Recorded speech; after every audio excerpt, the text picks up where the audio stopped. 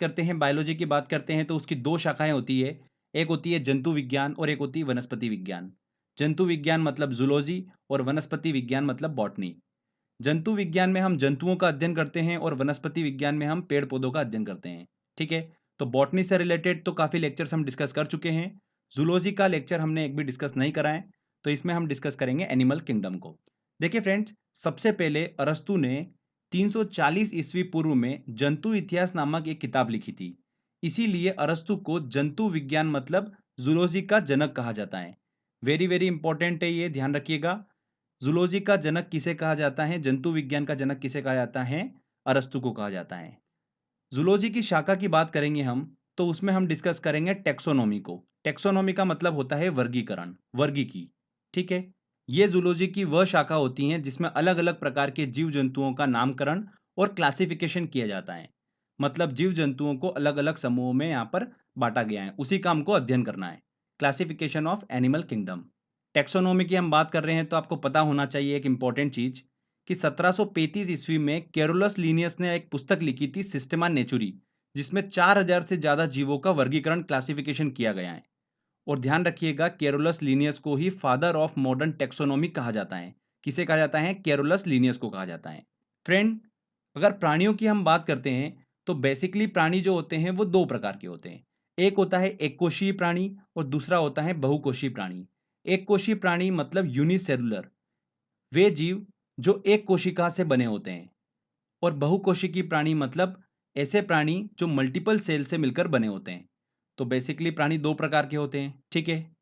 अब जितने भी एक कोशीय प्राणी हैं, उसको एक संघ समूह प्रोटोजोआ संघ में रखा गया है। किसमें रखा गया है? प्रोटोजोआ संघ में रखा गया है। तो प्रोटोजोआ संघ का हम अध्ययन करेंगे। और जितने भी बहुकोषीय प्राणी हैं, मल्टीसेलुलर एनिमल हैं, उन सभी को 9 संघों में रखा गया है।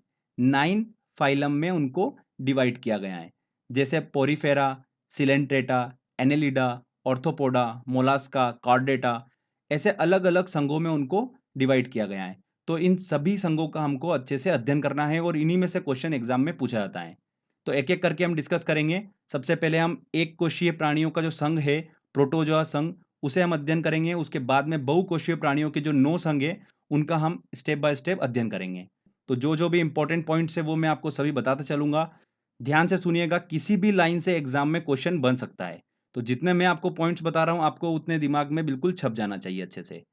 तो चलिए सबसे पहले हम एक कोशीय प्राणियों के प्रोटोजोआ संघ की बात करते हैं। प्रोटोजोआ शब्द का प्रयोग सबसे पहले किसने करा था? गोल्डफस्ट ने करा था। प्रोटोजोआ सबसे साधारण जंतु होते हैं और एक कोशीय जंतु होते हैं। यूनिसेलुलर एनिमल होते हैं। क्लियर? अगर इस संघ के जंतुओं के इंपॉर्टेंट लक्षण की हम बात करते हैं तो देखिए सबसे पहला आता है कि ये सूक्ष्म जीव होते हैं।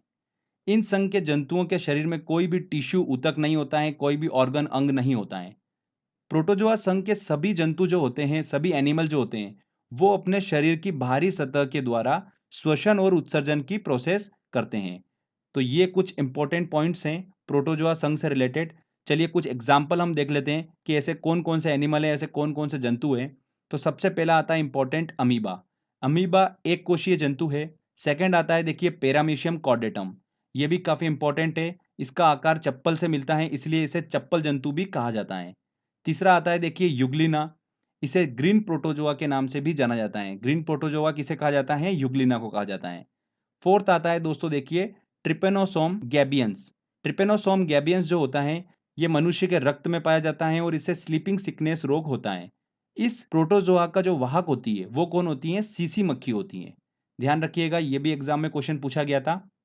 देखिए फिफ्थ एग्जाम्पल आता है हमारा एसिटेबुलेरिया। एसिटेबुलेरिया सबसे बड़ा एक कोशीय जीव होता है। ये बहुत ही इंपॉर्टेंट पॉइंट है, यहीं से एग्जाम में क्वेश्चंस बनते हैं। तो ये हमने डिस्कस करा प्रोटोजोआ संघ। चलिए अब हम स्टार्ट करते हैं बहुकोशीय प्राणियों के जो 9 संघों की हमने बात करी थी। Porifera, Coelenterata, Annelida, arthropoda, Mollusca, Chordata, बहुत सारे हैं। उन सभी को हम एक-एक करके समझते हैं। उसमें सबसे पहले हम बात करते हैं देखिए संघ पोरीफेरा की। Phylum Porifera. पोरीफेरा में आने वाले सभी जंतु, सभी एनिमल एक साधारण बहुकोषीय जीव होते हैं। इस संघ के सभी जंतु खारे पानी में पाए जाते हैं, मतलब समुद्री चट्टानों या ठोस पदार्थों पर पाए जाते हैं। इन जंतुओं के शरीर में बहुत से छिद्र होते हैं, बहुत से छेद होते हैं जिन्हें क्या कहा जाता है? ऑस्टिया कहा जाता है। ये नाम याद रखिएगा। इन जंतुओं के शरीर पर बहुत सारे छिद्र होते हैं, उन्हें क्या कहा जाता है? ऑस्टिया कहा जाता है। इनके शरीर पे जो छिद्र होते हैं, ये छिद्र ही उनके लिए जल, ऑक्सीजन और भोजन के लिए रिस्पॉन्सिबल होते हैं। ओके। इनका आकार जो होता है पोरीफेरा जंतुओं का अनियमित होता है, मतलब कोई फिक्स नहीं होता है, और ये जीव एक स्थान से दूसरे स्थान पर गति नहीं कर सकते हैं। ये वेरी वेरी इंपॉर्टेंट पॉइंट है। पोरीफेरा संघ में जितने भी जंतु आते हैं, ये जंतु एक स्थान से दूसरे स्थान पर गति नहीं कर सकते हैं। ठीक है। संघ पोरीफेरा के जीवों को सामान्यतः स्पंज कहा जाता है। क्या कहा जाता है? स्पंज कहा जाता है। तो स्पंज एक स्थान से दूसरे स्थान पर गति नहीं कर सकते हैं। अब देखिए इसके कुछ एग्जाम्पल की बात करते हैं, तो उसमें आता है साइकन, यू स्पंजिया, यूप्लेक्टेला, स्पंजिला। ये इसके कुछ एग्जाम्पल हैं जो आपको ध्यान रखना है। देखिए नेक्स्ट फाइलम, अगला संघ जो आता है वो आता है सिलेंटेटा। सिलेंटेटा को ही प्रवाल जंतु के नाम से जाना जाता है, और इसका नया नाम क्या है? निडेरिया है। ये भी आप ध्यान रखिएगा, निडेरिया बोलो चाहे सिलेंटेटा बोलो, हम एक ही ग्रुप की बात करेंगे। इस संघ के सभी जंतु मुख्य रूप से समुद्री जल में पाए जाते हैं। कहां पर पाए जाते हैं? समुद्री जल में। इन प्राणियों की संरचना धागे की तरह होती है। सिलेंटेटा संघ में आने वाले सभी जंतुओं में रक्त नहीं होता है, फिर भी ये श्वसन करते हैं। इन सभी जंतुओं में श्वसन तंत्र, उत्सर्जन तंत्र, परिसंचरण तंत्र ये नहीं पाया जाता है। अब देखिए एक इंपॉर्टेंट आपको मैं पॉइंट बताता हूं जो एग्जाम में पूछा जा सकता है। ग्रेट बैरियर रीफ के बारे में आपने सुना होगा, जो ऑस्ट्रेलिया के उत्तर पूर्व में स्थित है। इसका निर्माण इन जंतुओं के द्वारा ही हुआ है। सिलेंटेटा जंतुओं के द्वारा ही हुआ है, प्रवाल जंतुओं के द्वारा ही इनका निर्माण हुआ है। ये जंतु कैल्शियम कार्बोनेट को स्त्रावित करते हैं, और इसी से ग्रेट बैरियर रीफ जो ऑस्ट्रेलिया के उत्तर पूर्व में स्थित है उसका निर्माण हुआ है। तो ये भी एग्जाम में क्वेश्चन पूछा जा सकता है, इसको ध्यान रखिएगा। देखिए इसके सबसे इंपॉर्टेंट एग्जाम्पल आते हैं हाइड्रा, ओरेलिया, मूंगा। ये इसके इंपॉर्टेंट एग्जाम्पल हैं। हाइड्रा की बात करते हैं, इसकी खोज किसने करी थी? ल्यूवेन हुक ने करी थी। मीठे जल में पाया जाता है हाइड्रा, जबकि इसके साथ के सभी जीव जो हैं वो समुद्री जल में पाए जाते हैं। ऑरेलिया की बात करते हैं तो इसे ही जेली फिश के नाम से जाना जाता है। ध्यान रखिएगा ये मछली नहीं है। आप अगर फिश का नाम देखकर अगर कंफ्यूज होंगे तो वो एग्जाम में गलत हो जाएगा। ध्यान रखिएगा ऑरेलिया को ही जेली फिश के नाम से जाना जाता है। तो फ्रेंड्स देखिए ये हमने अच्छे से डिस्कस करा सिलेंटेटा संघ को। अगला जो संघ आता है वो आता है हमारा प्लेटी हेलमिंथीस, मतलब चपटे कृमि। प्लेटी हेलमिंथीस संघ में आने वाले सभी जीवों में आहार नाल नहीं होती है, इसलिए ये सभी जीव जो होते हैं दूसरों पर आश्रित होते हैं। और जो जीव दूसरों पर आश्रित होता है उसे क्या कहा जाता है? पैरासाइट कहा जाता है, परजीवी कहा जाता है। ओके। ये सभी जंतु जो होते हैं, ये जंतु मनुष्य, पालतू पशु, जंगली जंतु, इन सभी में इनका आश्रय होता है, और इन्हीं की सतह से ये अपने खाद्य पदार्थों का क्या करते हैं? अवशोषण करते हैं। इस संघ में आने वाले जंतुओं की अगर हम बात करते हैं तो वो कौन है? Planaria, Fasciola, Taenia solium. ये इसके प्रमुख एग्जाम्पल हैं। टीनिया सोलियम जो है ये मनुष्य की आंत में पाया जाता है, ये चीज आप ध्यान रखिएगा। अगला जो संघ आता है हमारा वो आता है एस्केलमेंथीज। इतना इंपॉर्टेंट नहीं है, बस कुछ बेसिक चीजें आपको पता होना चाहिए। इस संघ में आने वाले जीवों को क्या बोला जाता है? राउंड वॉर्म बोला जाता है, गोल कृमि बोला जाता है। ये जीव आकार में गोल होते हैं, इसलिए इन्हें राउंड वॉर्म बोला जाता है। ये सभी जीव स्वतंत्र जीवी, परजीवी दोनों प्रकार के हो सकते हैं।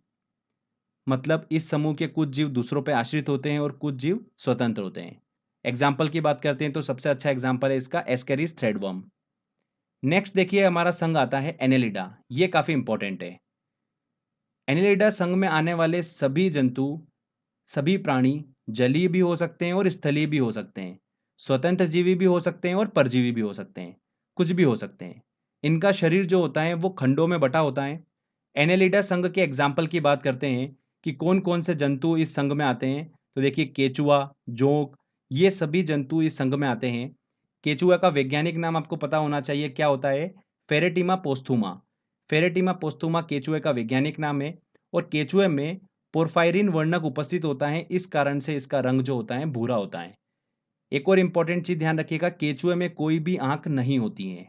तो ये हमने डिस्कस करा एनेलिडा संघ को। नेक्स्ट आता है दोस्तों हमारा ऑर्थोपोडा। वेरी वेरी इंपॉर्टेंट है, यहां से भी एग्जाम में क्वेश्चन निकल कर आता है, ध्यान रखिएगा। ऑर्थोपोडा संघ जो होता है यह प्राणी जगत का सबसे बड़ा संघ है। पृथ्वी पर लगभग 2/3 ऑर्थोपोडा ही पाए जाते हैं। इस संघ के जंतु जल, थल और वायु तीनों जगह पर पाए जाते हैं। इन सभी जंतुओं का शरीर 3 भागों में बटा होता है, सिर, वक्ष और उदर। इन 3 भागों में सभी जंतुओं का शरीर बटा होता है। इसी ऑर्थोपोडा संघ में कीट वर्ग भी शामिल होता है। ध्यान रखिएगा कीट वर्ग किस में आता है, ऑर्थोपोडा में ही आता है। अगर एग्जाम्पल की बात करते हैं हम, तो इसके सबसे अच्छे एग्जाम्पल है, देखिए बिच्छू, मकड़ियाँ, झींगा, केकड़ा, मधुमक्खी, कॉकरोच, ये ऑर्थोपोडा संघ के एग्जाम्पल हैं। अब एक इंपॉर्टेंट ध्यान रखिएगा, पॉइंट एग्जाम में बहुत पूछा आता है, कीट वर्ग में जितने भी जंतु आते हैं उन सभी की 3 जोड़ी टांगे होती है, मतलब कुल मिलाकर 6 टांगे होती है। पर मकड़ियां जो होती है वो कीट वर्ग में नहीं आती है। क्यों? क्योंकि मकड़ियों के 8 पैर होते हैं और कीट वर्ग में 6 पैर वाले जंतु आते हैं। तो ये चीज ध्यान रखिएगा, एग्जाम में बहुत बार पूछा गया क्वेश्चन है, मकड़ियां कीट वर्ग में नहीं आती है। वेरी वेरी इंपॉर्टेंट पॉइंट है। तो ये हमने डिस्कस करा ऑर्थोपोडा संघ को। देखिए इसके बाद जो अगला संघ आता है वो आता है हमारा इकाइनोड मेटा। इकाइनोड मेटा में आने वाले सभी जंतु जो होते हैं वो समुद्री होते हैं। इन जीवों की त्वचा पर क्या पाए जाते हैं, कांटे पाए जाते हैं। सबसे अच्छे एग्जाम्पल की बात करते हैं इनके, तो स्टारफिश, समुद्री अर्चिन, समुद्री खीरा, ब्रिटल स्टार इसके इंपॉर्टेंट एग्जाम्पल हैं। देखिए जितने भी नाम आपको दिख रहे होंगे ये सभी नाम मछलियों से मिलते हैं, पर ध्यान रखिएगा ये मछलियां नहीं होती है। सबसे इंपॉर्टेंट तो ध्यान रखिएगा स्टारफिश को लेकर एग्जामिनर हमेशा आपको कंफ्यूज करेंगे। ध्यान रखिएगा स्टारफिश जो होती है वो मछली नहीं होती है। स्टारफिश का वैज्ञानिक नाम अगर हम बात करते हैं तो क्या होता है, एस्टेरियस होता है। ये भी एग्जाम में क्वेश्चन पूछा गया था। स्टारफिश, समुद्री अर्चिन, समुद्री खीरा, ब्रिटल स्टार इकाइनोड मेटा के इंपॉर्टेंट एग्जाम्पल है। ओके, इसके बाद देखिए अगला जो संघ आता है वो आता है मोलास्का। ये भी काफी इंपॉर्टेंट है। इस संघ में आने वाले जीवों का शरीर जो होता है वो मुलायम होता है, इसीलिए इसे क्या बोला जाता है, मोलास्का बोला जाता है। इस संघ के मैक्सिमम जीव जो होते हैं वो समुद्री होते हैं, कुछ स्वच्छ जल एवं स्थल में भी पाए जाते हैं। इन जीवों में श्वसन जो होता है वो गिल्स के द्वारा होता है। किसके द्वारा होता है, गिल्स के द्वारा होता है। कौन कौन से जंतु इस मोलास्का संघ में आते हैं वो हम डिस्कस करते हैं। सबसे पहला ऑक्टोपस, इसे डेविल फिश भी कहा जाता है। ऑक्टोपस के 8 आर्म्स होते हैं। सेकंड एग्जाम्पल है इसका सीपिया। सीपिया को क्या बोला जाता है, कटल फिश के नाम से जाना जाता है। तीसरा एग्जाम्पल है इसका सीप। चौथा एग्जाम्पल देखिए 2014-15 एसएससी में क्वेश्चन पूछा गया था, हेलियोटिस। हेलियोटिस जो जंतु है वो मोलास्का समूह में आता है। और पांचवा इसका एग्जाम्पल है पाइला। पाइला को ही घोंगा बोला जाता है। ठीक है, तो ये हमने मोलास्का संघ को अच्छे से डिस्कस करा। इसके बाद आता है देखिए लास्ट में हमारा कॉर्डेटा संघ। सबसे महत्वपूर्ण संघ है, एग्जाम में यहाँ से बहुत क्वेश्चन निकल कर आते हैं, तो ध्यान से समझिएगा।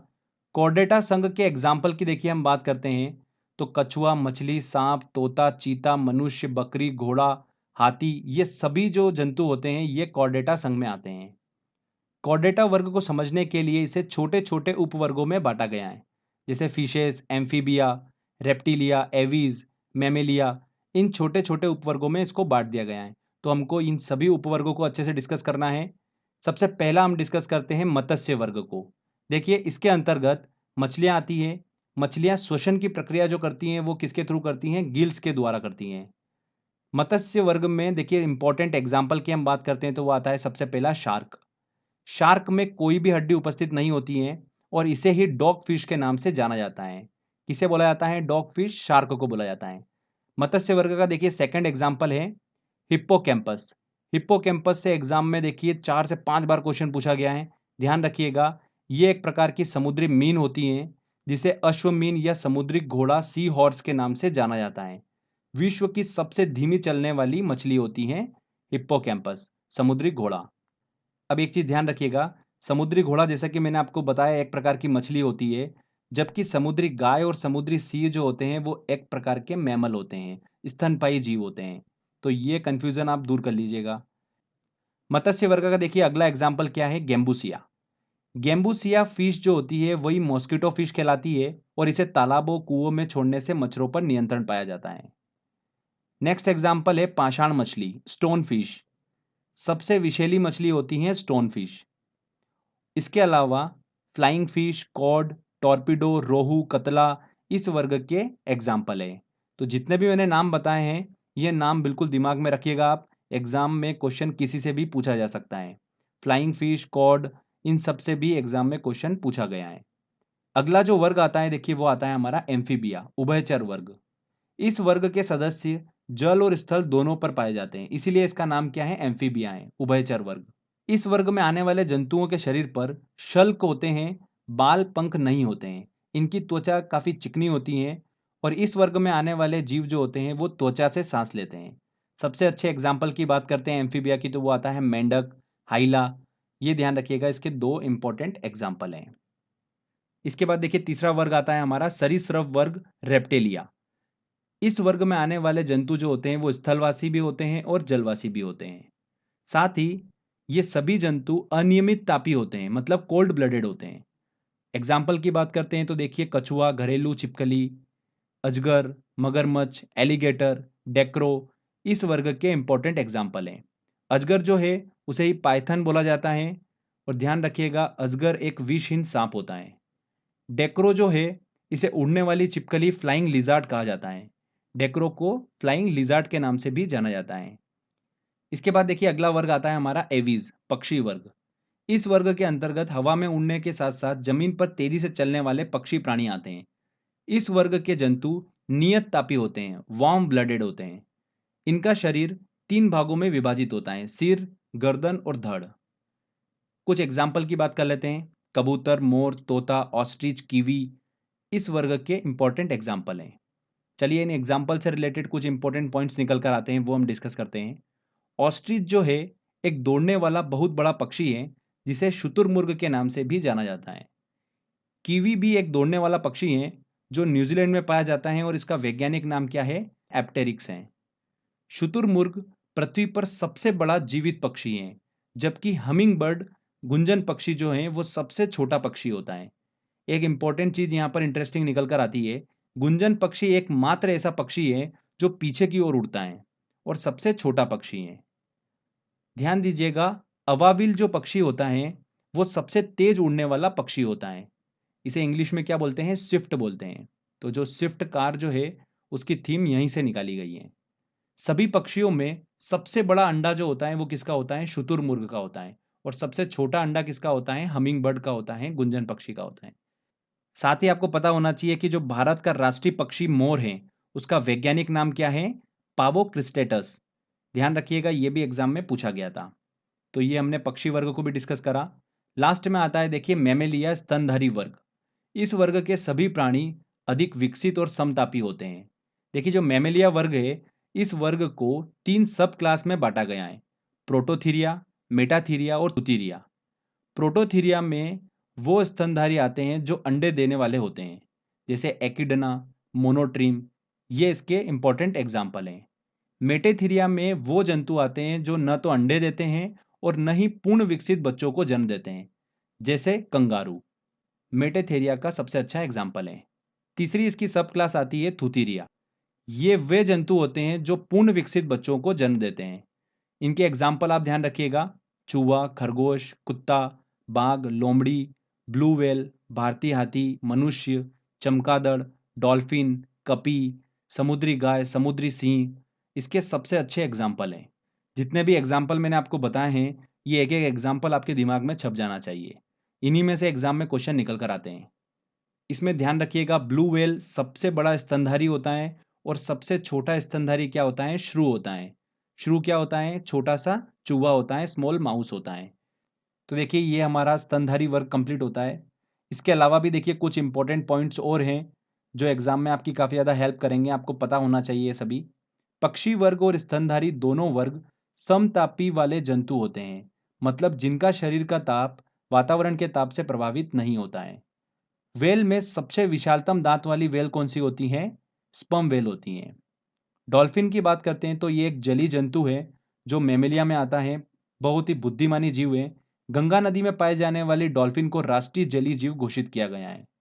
ये एग्जाम में क्वेश्चन पूछा गया था। देखिए इसका नेक्स्ट पॉइंट, यहाँ से भी काफी एग्जाम में क्वेश्चन पूछा गया है।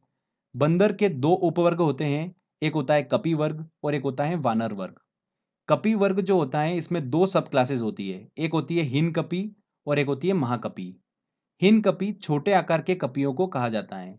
सबसे अच्छा एग्जाम्पल इसका क्या है? गिबन। गिबन विश्व में सबसे छोटे कपी होते हैं। असम और नागालैंड की पहाड़ी वनों में पाया जाने वाला एकमात्र कपी है ये। महाकपी की बात करते हैं तो बड़े आकार के मानवनुमा कपी होते हैं। सबसे अच्छा एग्जाम्पल है इसका चिंपैंजी और गोरिल्ला। तो ये कपी वर्ग हमने देखा। सेकेंड वर्ग क्या होता है इसका? वानर वर्ग। इसका सबसे अच्छा एग्जाम्पल है लंगूर।